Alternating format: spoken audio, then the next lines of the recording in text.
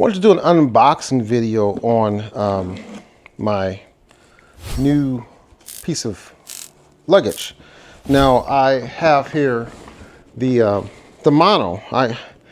This is the last piece about the mono. It's it's supposed to be the best thing happening. It's got the little pocket there, or the little sleeve that opens in the front, and you can put your laptop and stuff in there. And it's a it's a hard-sided case. And as you can see, I have my little stickers on there. Why? Because again, it's another piece of black luggage that you'll be chasing around the airport, and kind of the only way I could to identify mine, well, instead of putting strings on there, I found a couple choice little, like a Jimi Hendrix sticker and a Delta Fragile sticker, because I put some stuff in here and checked it once, and some Mickey Mouse things I got from Tokyo Disney. But it's hard, and it's clamshell. One thing I noticed when I went to a clamshell luggage, I found it was harder to pack. I have an older cloth that's only a 2-wheel, and that was a lot harder to deal with in the airport. It would tip over. So I said I would go with this one, and mono was supposed to be the best thing hitting. The problem that I started having with this thing is when it started getting close to being full, it doesn't expand. And the last trip I took with this, which was down to Mexico, at the last minute I decided I wanted to throw my Birkenstocks in here. And when I went to put them in here, lo and behold, it just didn't give. This is hard. It's hard plastic, and so instead of it molding to the or just giving some room for the sandals to give, it just kind of, I don't know, you had this bulge here. So now my monos, yes, I'm gonna keep it. Spend too much money for it, and it has a purpose. But as I've been looking around and looking at what was good as far as a carry-on with being cloth, there was two different ones that immediately caught my attention. A little pricey, but there's another saying that I've heard, and it said, make it hurt once. So I looked at the Travel Pro. Excuse me. Looked at the Travel Pro, and the Travel Pro was good. It had a really nice, classy look to it, and decent warranty. Decent warranty.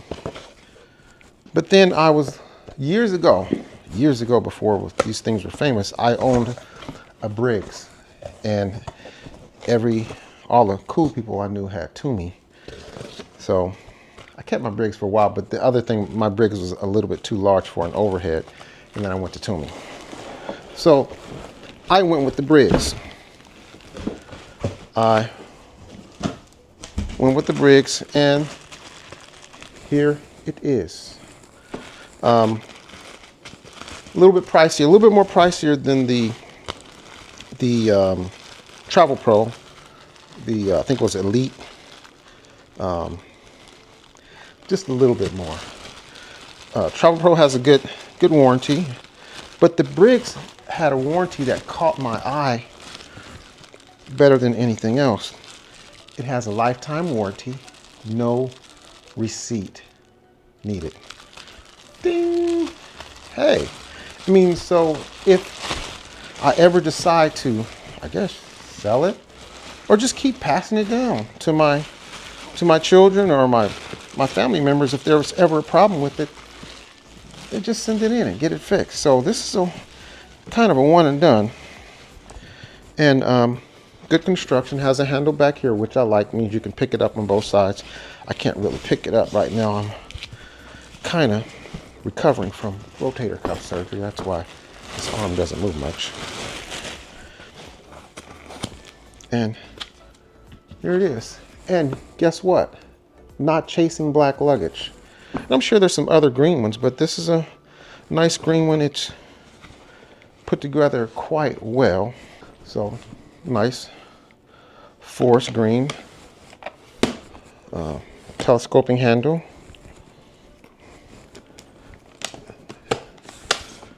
Feels solid.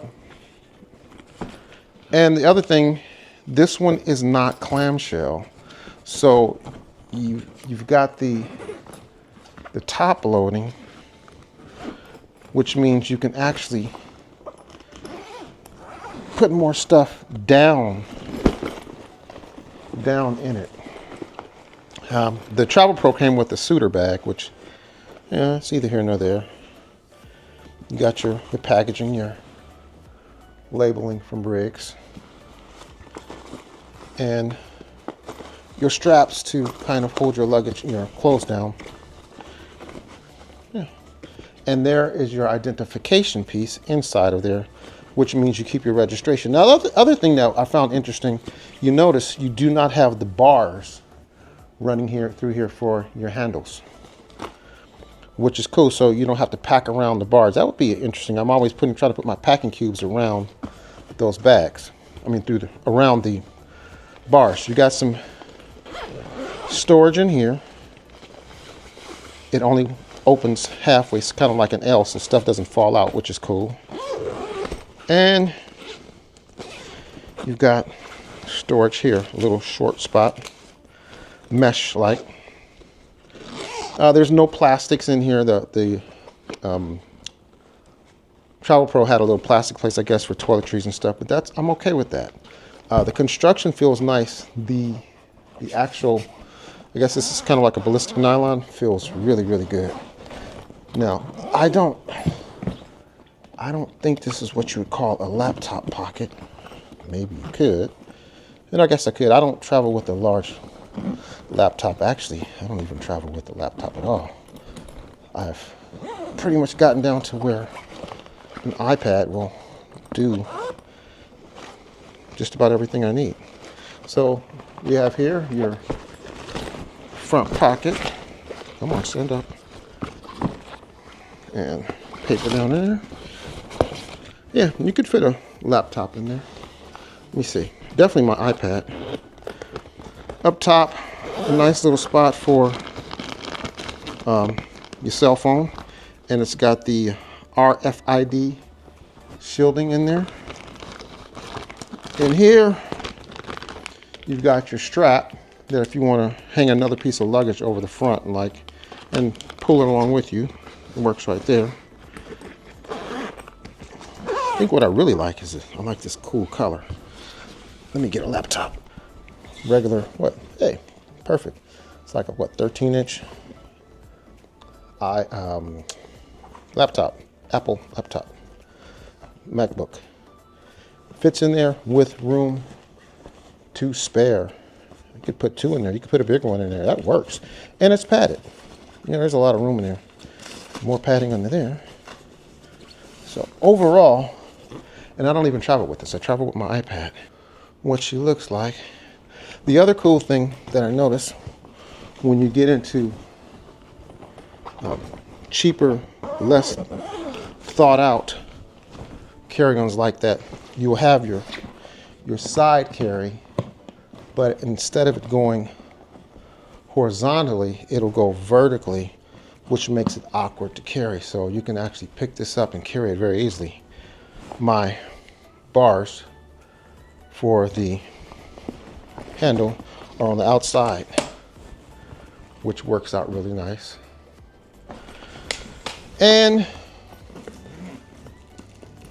major coolness. There is my luggage tag, which is embroidered with my initials on there. Your cellular telephone can slide down in there.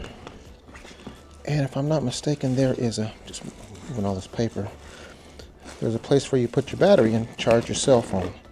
I'm kind of not one of the guys that walks around with his cell phone in here. My cell phone would probably be plugged in my pocket or someplace, charging from there.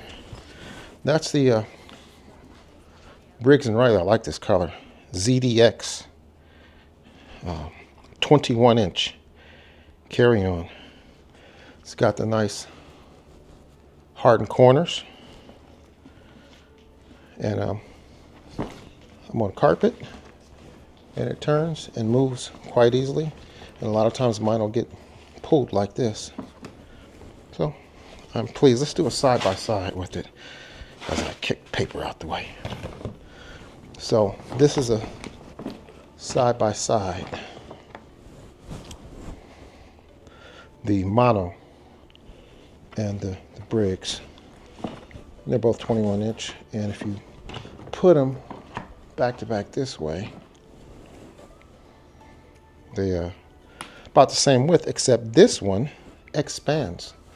They're pretty much the same size, except the Briggs, I can expand it. So it'll open up and I can get about almost 2 inches more out of that. Plus, on top of expanding, it will mold itself. So it can almost, you could say maybe make like a heel, and it just gives you more room, a little more flexibility. And although the carrying bars are on the outside of the bag, it makes up the difference in being able to expand, and I won't have any problems trying to pack around those bars. So this is just a quick, maybe not too quick, unpacking of the ZDX Briggs and Stratton 21-inch carry-on. No, Briggs and Stratton. Briggs and Riley. 21-inch Briggs and Riley carry-on. 21-inch green, which is really cool. I like the green. Thanks for watching.